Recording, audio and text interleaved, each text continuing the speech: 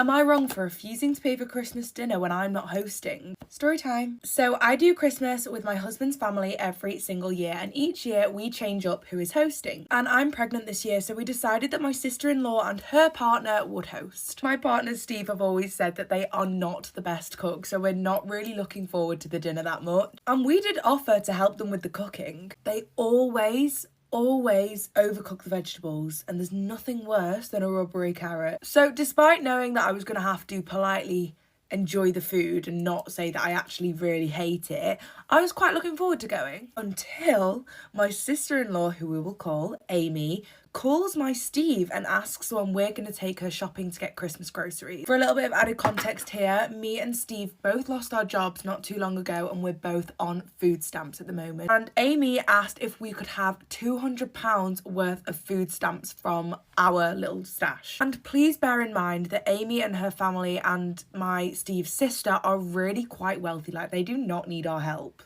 I said, you can tell her, absolutely not. Even if I wanted to help out, I couldn't. I'm pregnant. We need this money for when our baby comes. And also, you're hosting. You pay.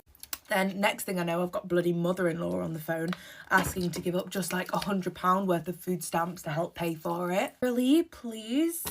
Get the vibe. And also, why would I give any money to people who can't cook? It's gonna be a bad meal. They definitely have the means to pay for it themselves as well. And then my mother-in-law dropped the absolute bombshell on me. Darling mother-in-law Sandra turns round to me and says, well, maybe you should give some up because you need to stop eating so much anyway. Bitch, I'm pregnant. She then went on to blabber about how she was upset that she now had to give the £200 and how that was all my fault. So I think now I've just decided that I'm not actually going to go. Like, me and Steve will just stay at our house and we'll just have a cute little day together. But the problem is that Steve really wants to spend Christmas Day with his family, of course. So, should I let bygones be bygones, or should I stand my ground here? What do you think? My wife left me for another man. After he got her pregnant, he left her. 9 months later, she showed up at my door. So my wife and I were married for 6 years and together for 9 when she left me. We were high school sweethearts, and I thought that we had an amazing relationship.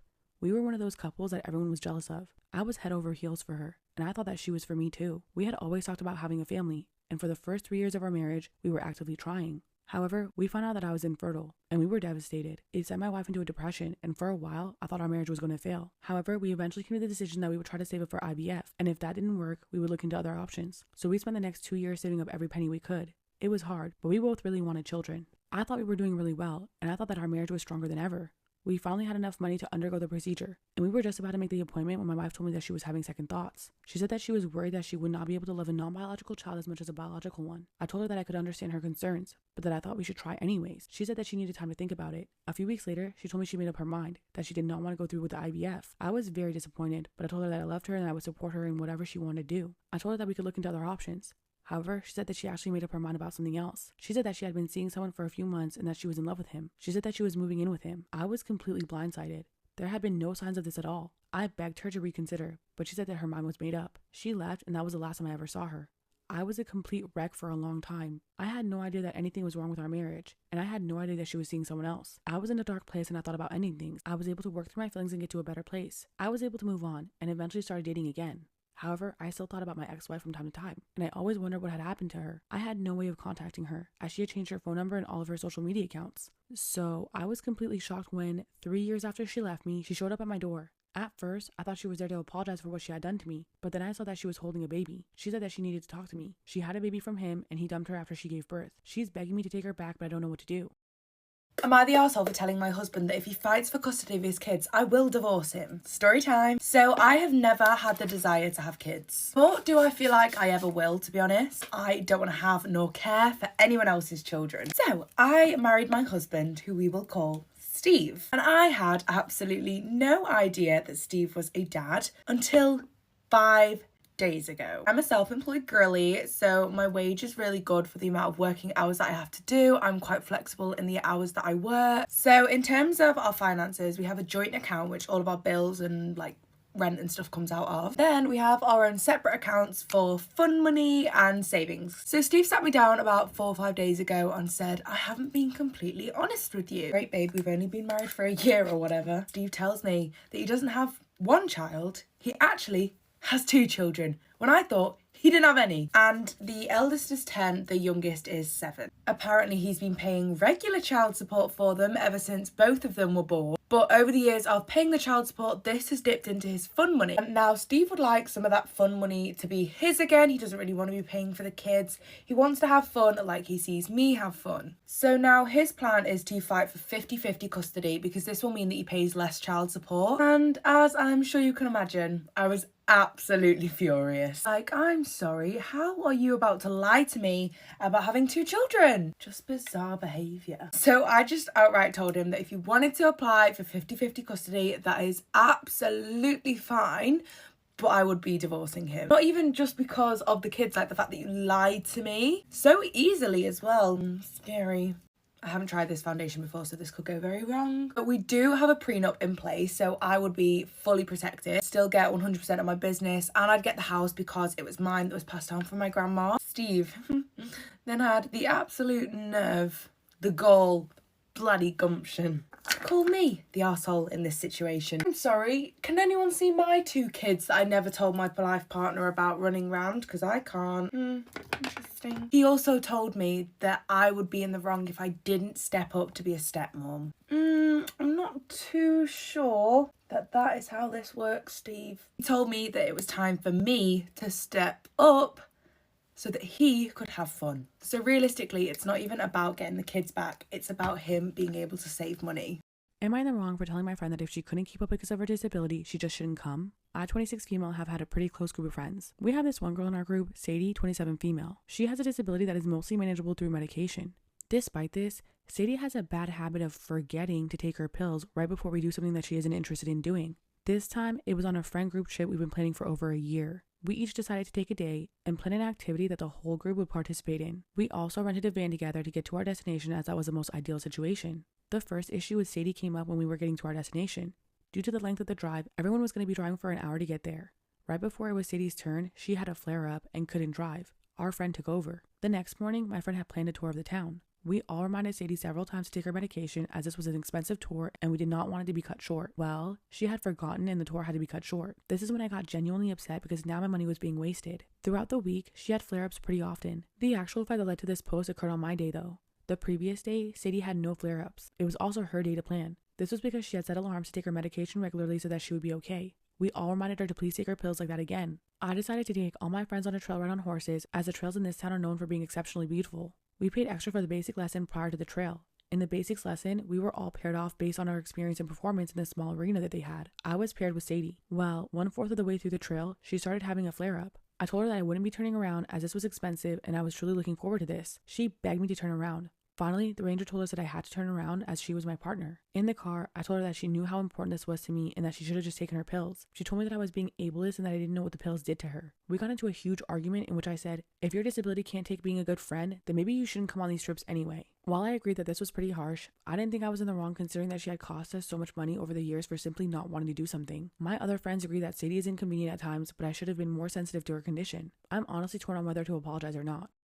Am I in the wrong for not doing anything to prevent my female 35 husband, male 35, from cheating with his work wifey, female 25? So I met work wifey last Thursday at a Christmas party. She introduced herself as work wifey and she called my husband work hubby and told that to everyone. When she saw me, she just exclaimed, "Oh, we're like 2 totally different people. How weird is that?" Not weird at all. We don't know each other. No, I mean like because X and I get along so well, like we totally get each other and have a lot in common, like totally. That's why he's like my work hubby. I didn't know what a manic pixie dream girl was, but apparently she was one and apparently it was something to brag about. I just found the whole thing very amusing, but on our way home, it wasn't very amusing anymore. I felt a little bit of an ache watching my husband's profile and wondering what was going on in his head. He has told me about his new colleague that he got along with. He told me that she was great at her job and that she was a gamer like him. I don't even know how to hold a joystick properly. I know that they text a lot too, even on weekends. I never thought about that before now. I found myself sat on the toilet seat at 3:30 in the morning, scrolling through his phone in total silence not to wake him up. She's very youthful and quirky. Her words, not mine. She's very funny too. Again, her words, not mine. She calls him hubs and hubby in every text. And in one text, she warned him that men fall easily for her and that she just wanted to give him a heads up. I guess it's because she's a youthful, quirky, funny, maniac, pixie dream gamer girl. Her last text was from the same evening that we left. She wrote that she was pissed that he didn't say goodbye before leaving, and I was a bit surprising to her because she didn't expect him to have this type. OMG, your wife is so boring, I didn't expect that. I felt ashamed when I came to my senses, cowering over his phone and reading very weird juvenile messages instead of being sound asleep beside my husband that makes me safe in our relationship.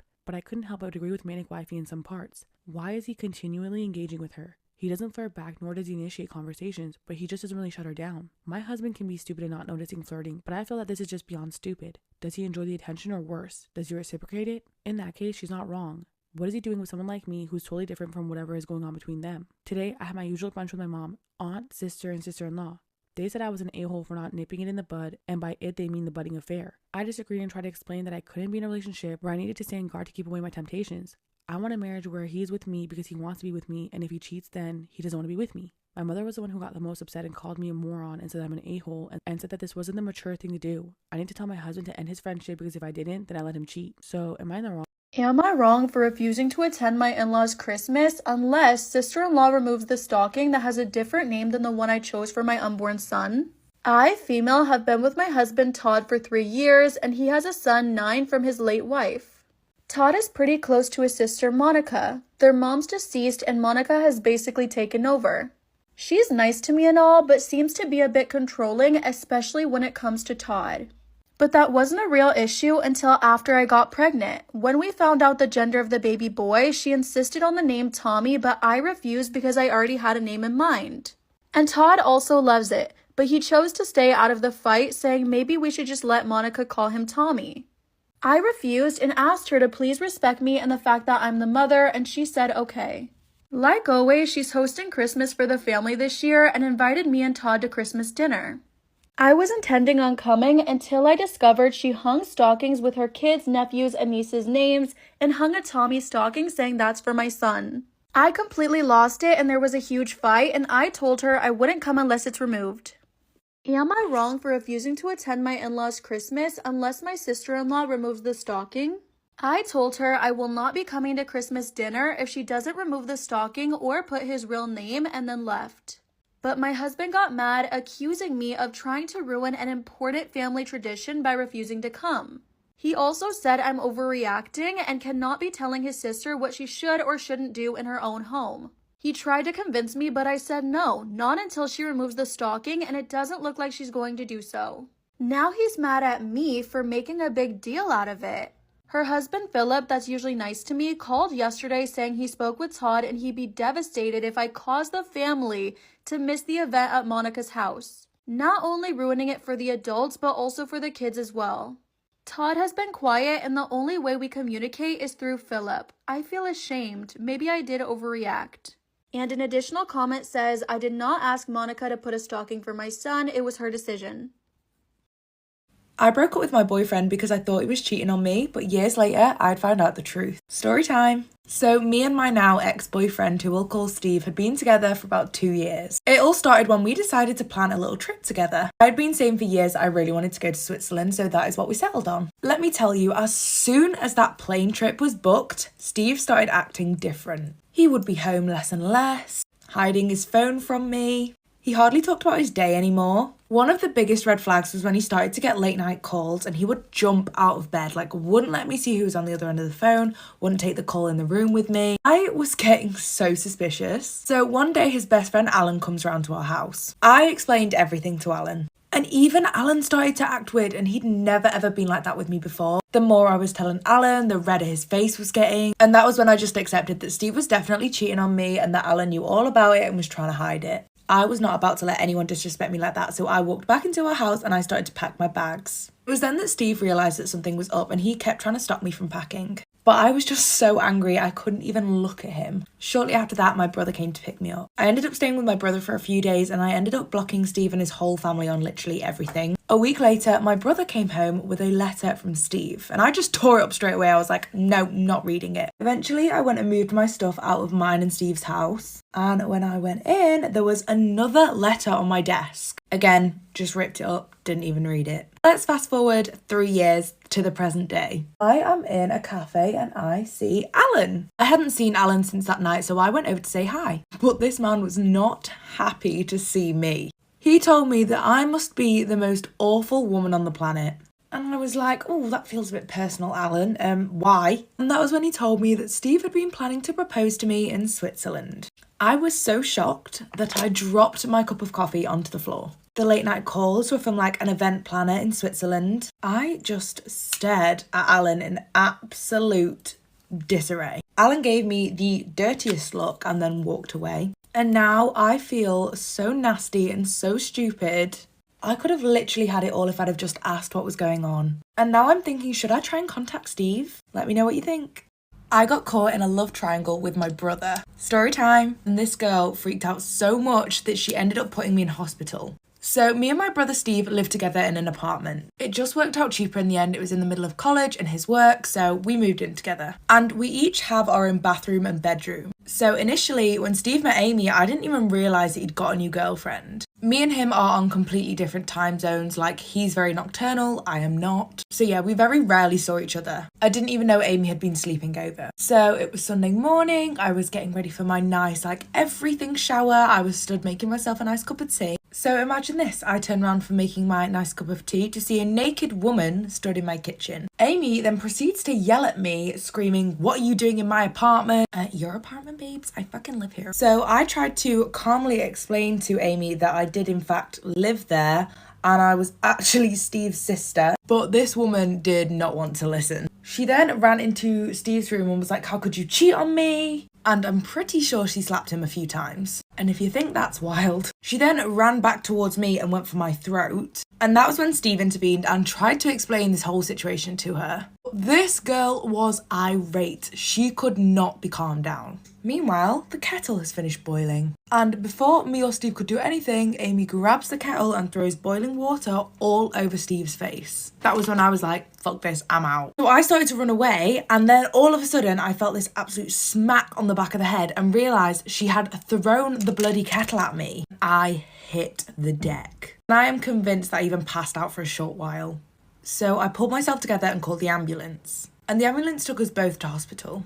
And Steve had to stay there for 3 days because of how bad the burns were. And on day 2 of his hospital stay, Amy came to see him and just stood in the room like nothing had happened. I later found out that the reason for that hospital visit was that she'd gone wanting an apology from me and Steve. Amy, please dear God, read the room. She stood in the corner of this room staring at me.